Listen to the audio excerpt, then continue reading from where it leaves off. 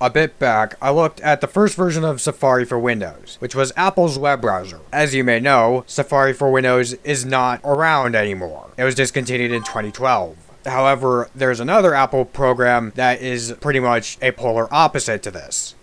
iTunes. And so that leads me to the question of, what was the first version of it like, and well, how poorly did it age? So, let's get started. So first, a bit of background. iTunes did not start life as iTunes, arguably, but instead, it was called SoundJam MP. Released in 1999 and developed by two former Apple developers, it competed with the Audion music player from Panic. In 2000, Apple was looking to make a music player program for the Mac, and so they turned to SoundJam MP and Audion and their developers to see what would be more ideal to acquire. They went with SoundJam MP, and in fact, in the first version of iTunes, released for macOS 9, there are multiple strings referencing SoundJam MP in the resource fork. iTunes was announced and released in January of 2001 at Macworld San Francisco, and just a week later, it had already gotten over 250,000 downloads. Now, you may be wondering why Apple would want to make iTunes. Upon first thought, you may think that, oh, it must be so that the iPod has something to work with on a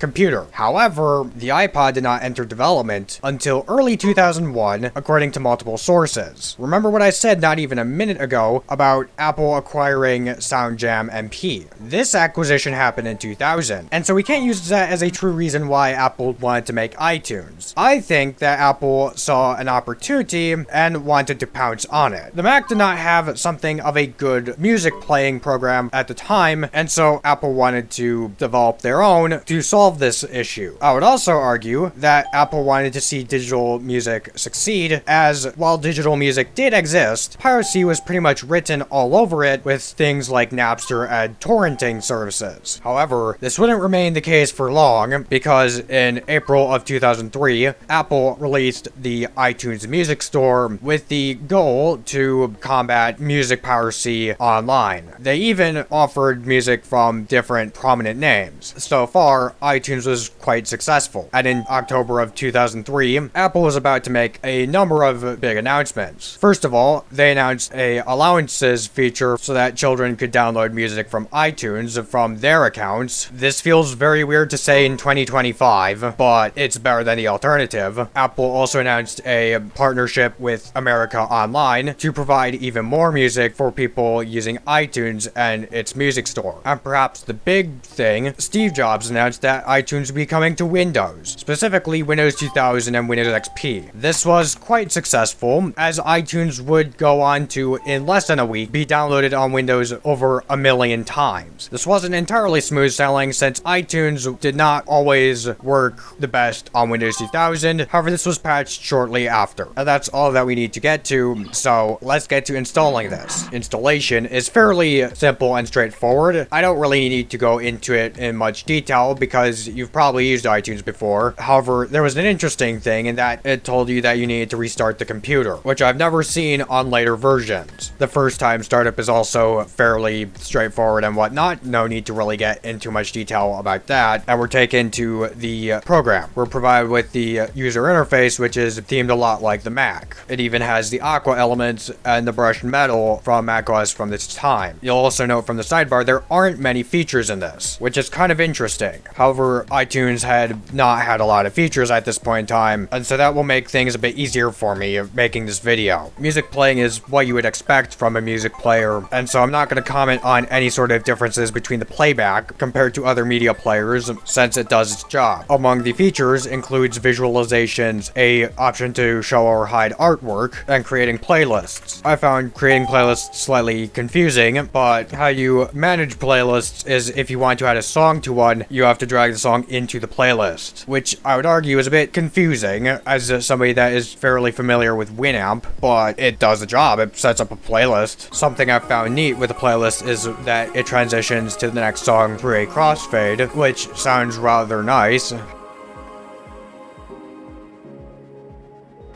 However, I would also argue that the shuffle mechanism is fairly basic. Regarding file format support, MP3, WAV, and MIDI files are supported, however not OGG. Last but not least, we're going to get to playing a CD. However, the CD that I inserted did not want to play music. However, that's probably because it's a data CD and not an audio CD, because I do not have any audio CDs and didn't want to spend time to burn one for this video. To put it simply, my MacGyvered solution was to import all of the songs on the CD into the library. And then also intrusive thoughts caught up to me, and I wanted to see what would happen if I ejected the CD mid-playback. And to put it simply, the program freaked out.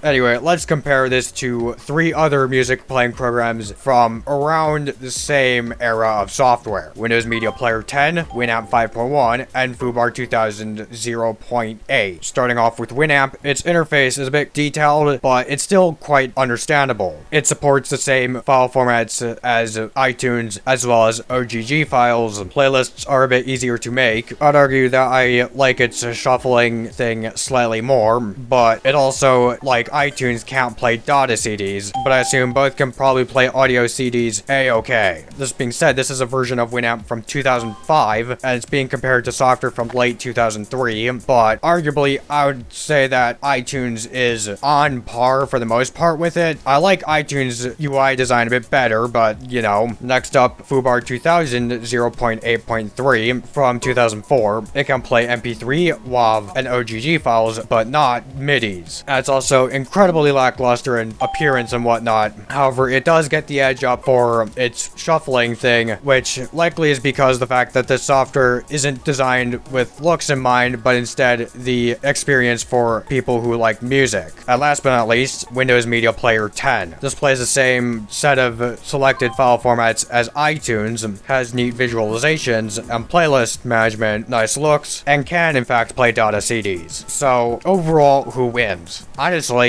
none of these music playing programs win, because the decision for the best music player should be up to you. One last thing before we go to a conclusion, I want to see if this version of iTunes will work on modern hardware. And so I'm going to get out the Windows 11 virtual machine, which took me way too long to install. Or well, technically not me, but the resident VTuber in the room. To put it simply, installation went off mostly without a hitch, and in fact, it works surprisingly well. I would not recommend doing this because of potential security vulnerabilities, because I think this program has something related to the firewall, but it works. So overall, how poorly did this age? Honestly, this was better than I initially anticipated, because iTunes has a bit of a reputation for its bloat, which was one of the reasons it got killed off on the Mac and is in the process of being phased out on Windows, but it's overall quite great. I don't think anyone would have anticipated the years to come, so yeah, have a nice day.